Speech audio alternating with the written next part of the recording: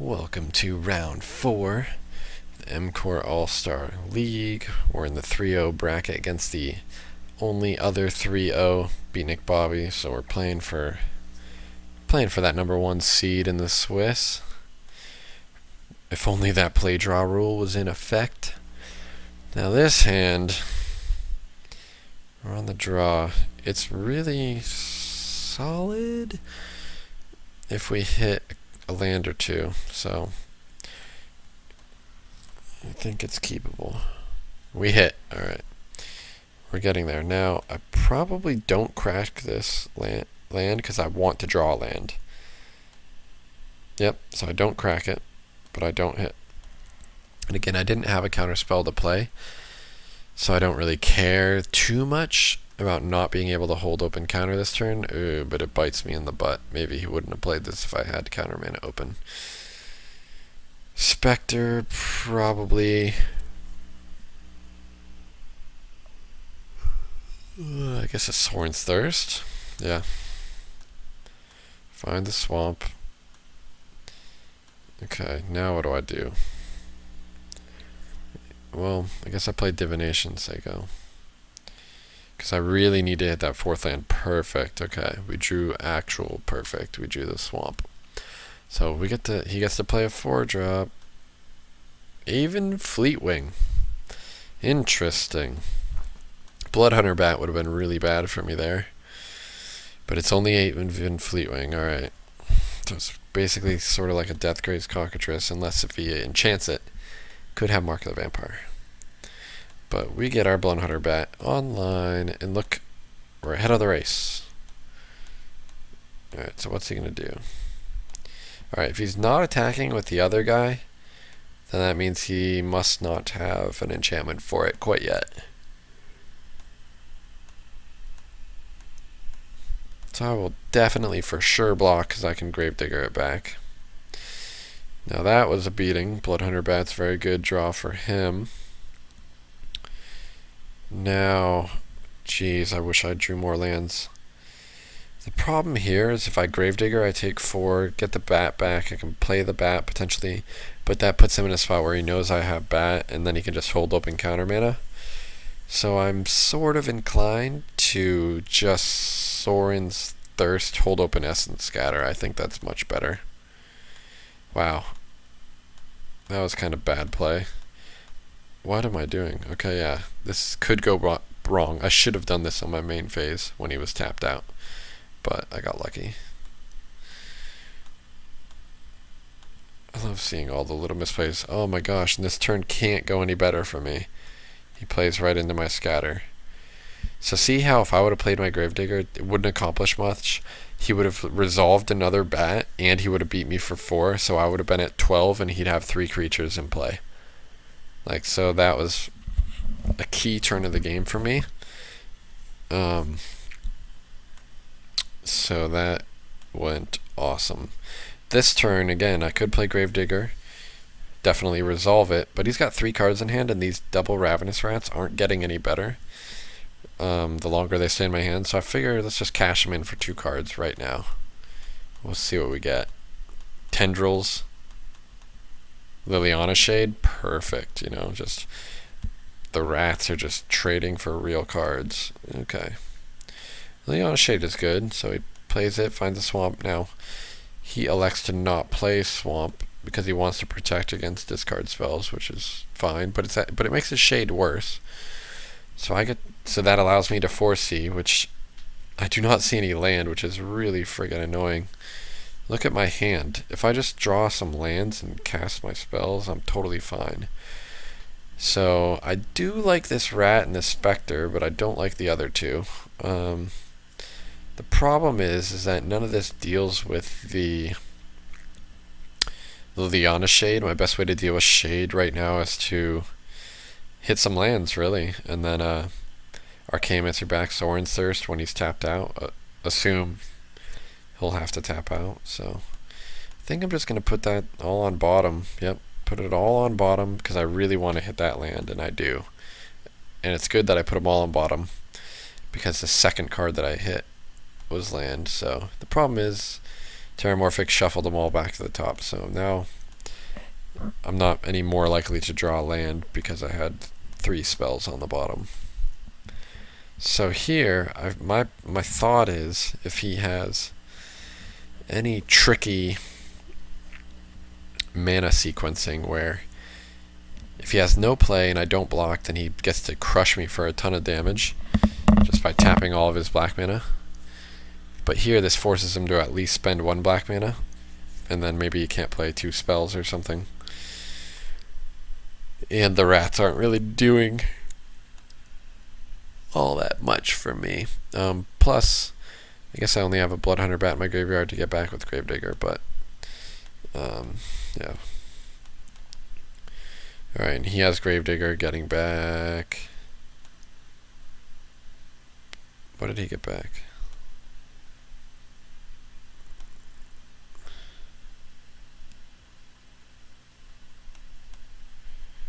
Liliana Spectre over Bloodhunter Bat when he's already kind of ahead in the race.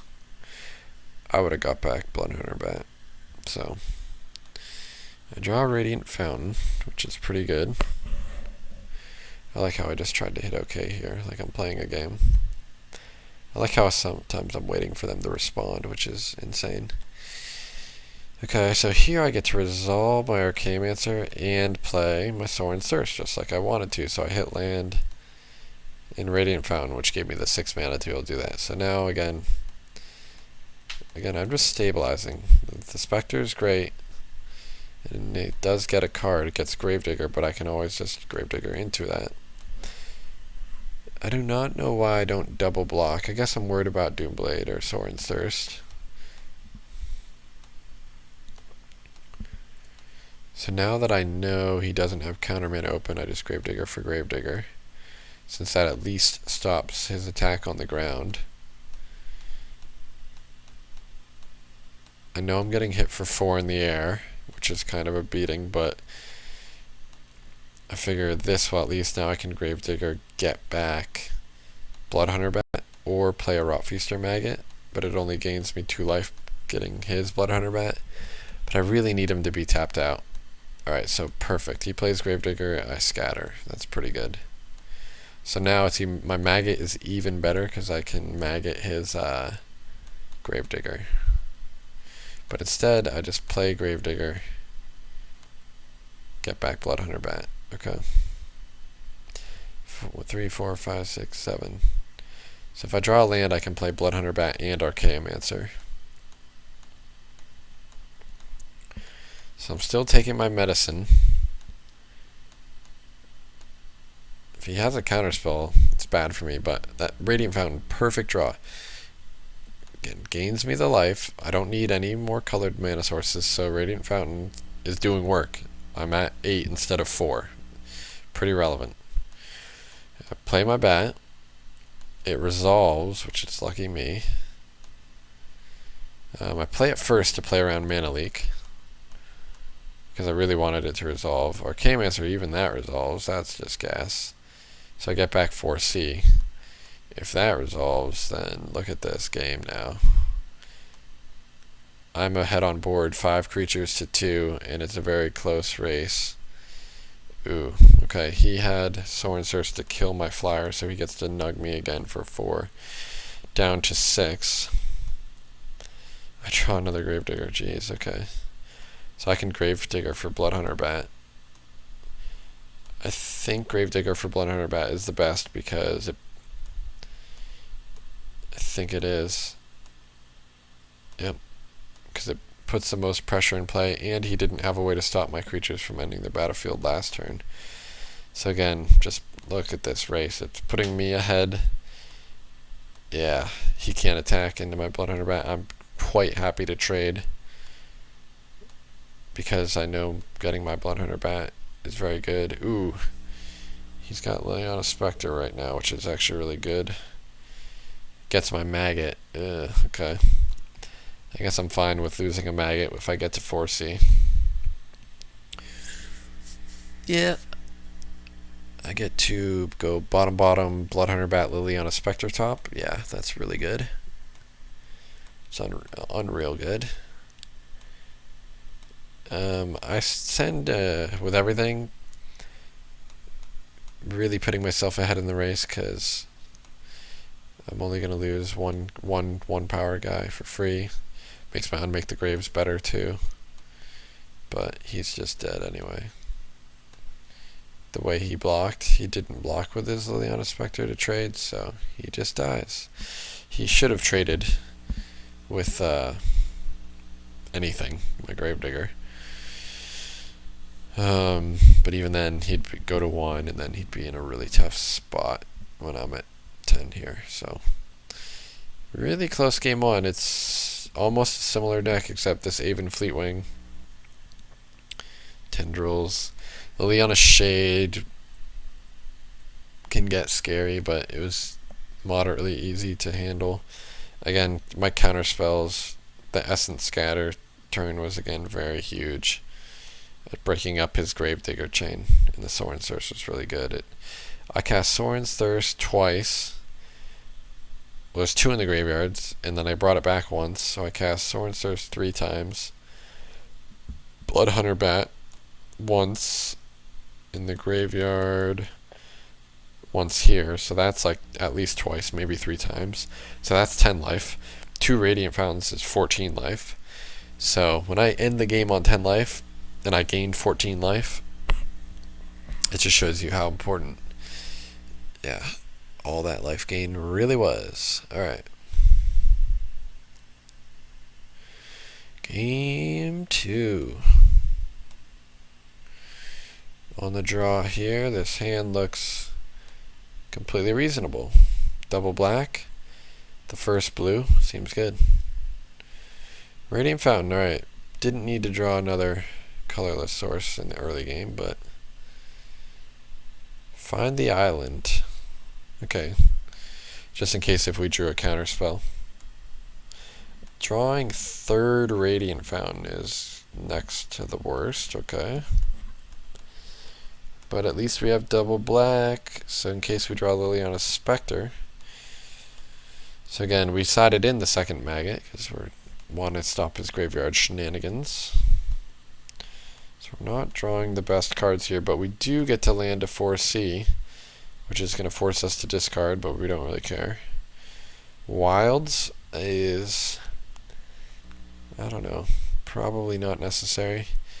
Gravedigger seems good. Flare, not necessary. Sorin's Thirst, not necessary. So, in the Wilds, apparently we didn't like either. So we just shipped all 4 cards to the bottom.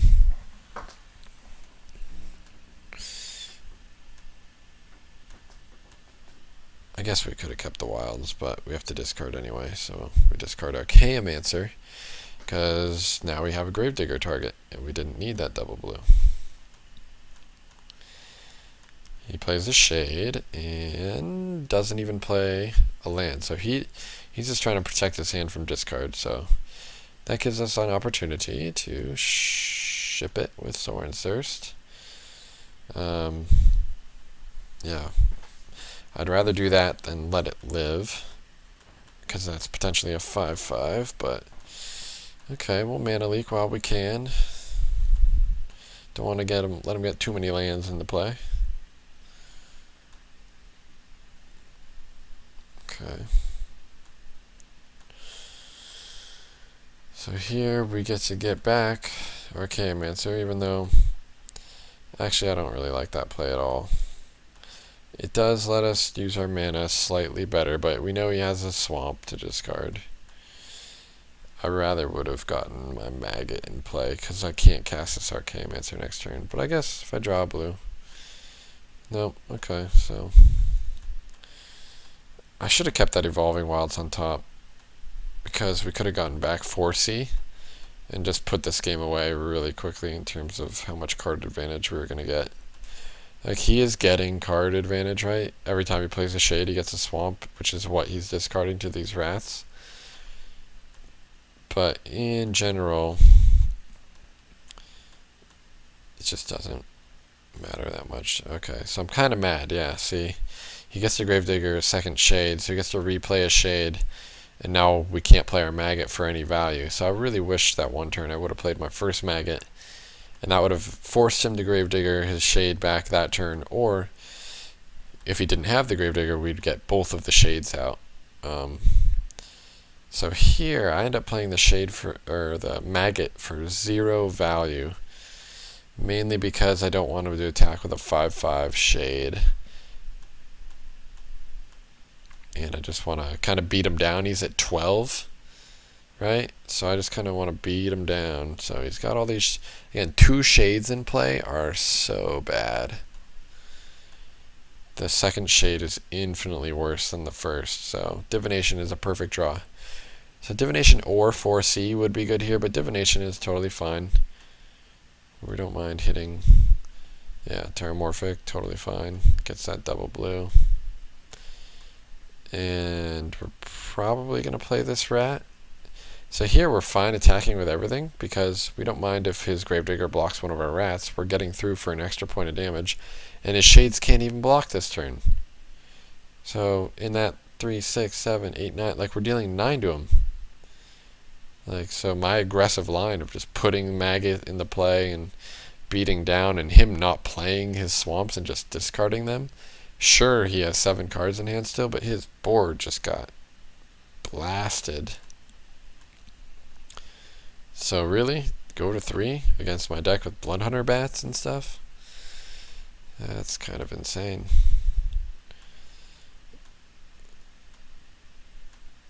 But I guess I would have traded at least 1 shade for a Ravenous Rat. Mainly because you're never going to activate 2 of them. They can't even block these 3/5s. What are you going to do? Just say go and not do anything? Like, okay, Tendrils is good. Tendrils at least gains you 5 life, so you go back up to 8. Okay. Tendrils is a very good card. But now that I get to Archaeomancer 4C, I should not play my land, just in case he has double discard. Even Fleetwing, okay. Liliana Spectre, okay. Very good. I can discard my land. Unmake the Graves. Jeez, we're doing it. So I get to 4C. Awesome. I just want more cards. Every single one of these cards is good. I don't need the Sorin's Thirst. But Scatter's actually pretty solid. I don't need it though. I guess I do like Sorin's Thirst right now because I get to kill one of these shades. But again, they're both being there, they're just not that good. But I guess while he's tapped out, I really do have to take the opportunity. And it gives me an opportunity to attack with this 3/5 and see if he makes any sort of weird double block. He doesn't, so that makes me inclined to just play the Spectre and just present a clock where I guarantee get a card out of his hand. Gets a Bloodhunter bat, that's insane. Okay. Where I can Sorin Search his shade and then just beat down with everything. And then he has another Tendrils, okay. Puts him back up to 10. We have a game. Life gain is very good. So here he can make his shade a 5/5. And I can block with all of my creatures. 1, 2, 3, 4, 5. So I'm pretty okay with that. If he pumps all of his mana and trades off with all my guys, then this shade is weak to Sorin's Thirst. And then my Gravedigger stares at his Gravedigger, and then he's just up these 2 flyers. But I have Unmake targeting Archaeomancer. And so this is like a classic turn of like chess. It makes me think like, what am I going to do? Oh, shoot. That's my play? I thought I should block with everything. But getting his flyer out of the play is fine, I guess. Interesting. So I chose not to make the sacrificial play. I'm at 28 and he's at 10, so maybe I'm ahead on the race and I want to potentially attack back with everything, but I'm not in the position to attack back. So just play the Divination, draw some more cards. Alright. Well, he only has 1 in hand. A Spectre. What do I hit? Gravedigger. Holy crap. He didn't play Gravedigger last turn? He could have got my Bloodhunter bat. Well, I guess I just would have made him discard Bloodhunter bat, but at least he would have another Gravedigger in play. Wow, okay. So now we even have Unmake the Graves open. So, interesting. Okay, so now this is what I'm talking about. So he's got 7 mana, so he can make it an 8/8. 1, 2, 3, 4, 5, 6, 7. Huh. I guess I can't block with everything. But I get to block with Archaeomancer, which is the best thing ever when you have Unmake the Graves. So it forces him to pump. Archaeomancer dies, and then I can end of turn Unmake. This is where my deck goes off. He doesn't have a counter. I get back Liliana Spectre. So now I get to brown him in the air. So basically I just have the Air Force. Spectre, what do we hit?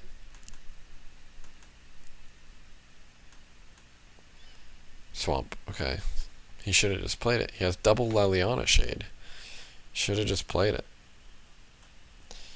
Archaeomancer getting back on make, and now I have 6 creatures, 5 creatures plus Swamp. Alright, Mark of the Vampire. An attack. Alright, maybe this is the turn. Mainly because Mark of the Vampire means if I don't block, he's gaining 7 life. If I chump block, he's still gaining 7 life. 1, 2, 3, 4, 5, 6, 7. Toughness. Or 7 power. 1, 2, 3, 4, 5, 6, 7. Toughness as well. So it's a complete trade. He's got no cards in hand. It's just like a 5 for 2. So again, in this spot right here, I can't risk him gaining 7 or plus 3, gaining 10 life a turn. Which is also really interesting. Why didn't he put Mark of the Vampire on this Aven Fleetwing and just attack with that? I guess because he's getting attacked back for 4 too. But either way, just playing this and attacking, he's guaranteeing the 7 life gain, obviously, right? Like he wants to gain 7. But it actually just makes sense for me to trade my board here because I have Unmake going and tons of cards in hand. There's nothing like he can do. So this is like the key sacrifice play. So I just take 1 for the team there, and my hand is stacked and he has no hand, so yeah, I get the Sorin's Thirst, his other guy, while he's completely tapped out. Play the Archaeomancer this time. Targeting Foresee. Not even targeting on Make the Graves, because I think I have another Archaeomancer in there, so that's why I wanted to get ahead. That was kind of a misplay, I think, though. I think I rather would have played Liliana Spectre, but he has an interesting play here, where the Gravedigger's attacking, because I don't know if he knows. He should know I have Celestial Flare. I've just drawn my Radiant Fountains instead of my Plains. I definitely want to trade off here and then just foresee and try to hit into my white mana. So then Celestial Flare becomes live. So basically I get to attack for 1 after I play my foresee, and I get double Evolving Wilds. The other cards can go on the bottom. So this finds the first Plains. Then I play my bat, attack him for 1. So 4/4 lifelink on Hexproof. This is pretty much why I can't play mono black. Imagine I was playing mono black right now, or even just blue black, just straight blue black. How do I win this race? Like, sure, like I just can't. You have to have Celestial Flare.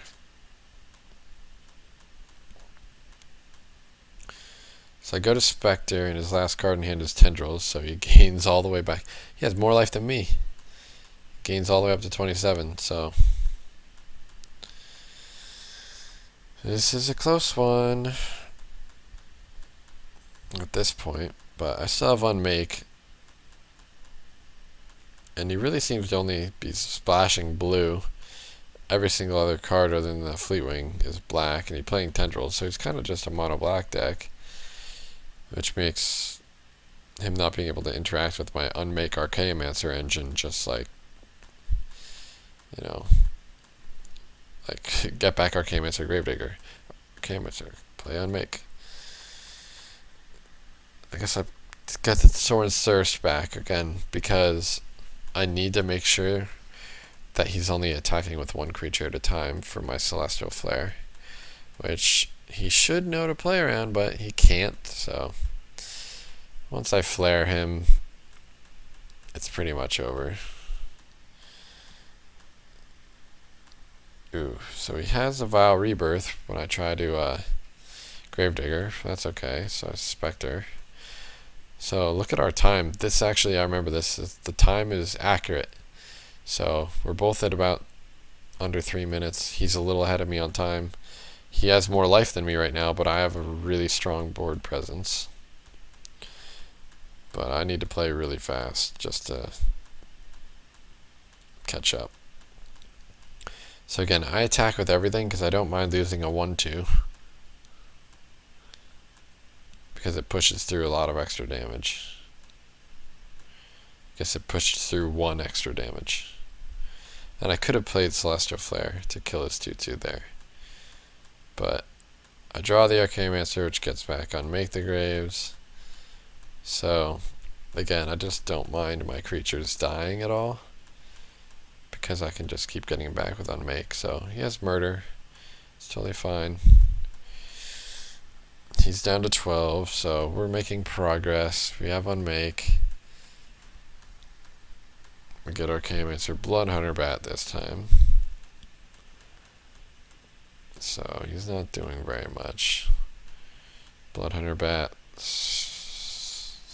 hits. We just keep attacking with everything.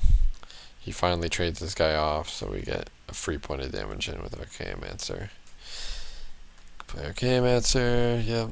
So we're at about a minute left, but went from like this game where it was kind of close, but once Celestial Flare took out his guy, we're in a commanding position. So, and our card advantage was just nuts. We drew a million cards with 4C, countered his hexproof guy there, and that's it.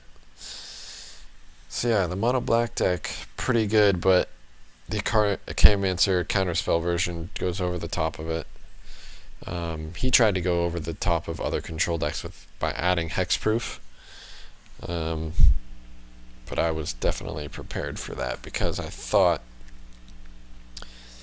just straight hexproof as a deck, with like Heliod's Pilgrim, all the auras, and all the green ones, Primal Hunt Beast, Gladecover Scout, you know, and then maybe add blue for Aven Fleetwing. You can Tricks of the Trade, Mark of the Vampire, Mark by Honor, 2/2 +2/+2 and Vigilance. That's even really more sick with lifelink because you can attack, gain the life, and then stop your opponent from attacking and cracking back because then you could gain life again when you block. So it just made me realize how important Celestial Flare was to the format in terms of dealing with hexproof. Even though, as you can see, it took me to like turn a million to be able to have 2 white mana. The fact is, these games just are so grindy and slow. It's just totally fine to be able to, just get the mana later, on in the game. As long as you have it and have access to it, you're fine. Now, I guess as long as they don't mill my white source, then I'm fine. But if they just mill a single plains, I guess I don't have any self-mill, which is good. But if I got a plains milled, then I wouldn't be able to cast a flare. But I don't think any of the hexproof decks are interested in that or even capable of it. So yeah, so that's it for the Swiss. We are number 1 seed, top of that standing, waiting for the rest of the rounds to finish this week, and then we'll be back for the top 8, and hopefully we can see some more good matchups, keep getting lucky with our land draws, and take this control deck. I like this control deck, to the top. Alright, thanks for watching.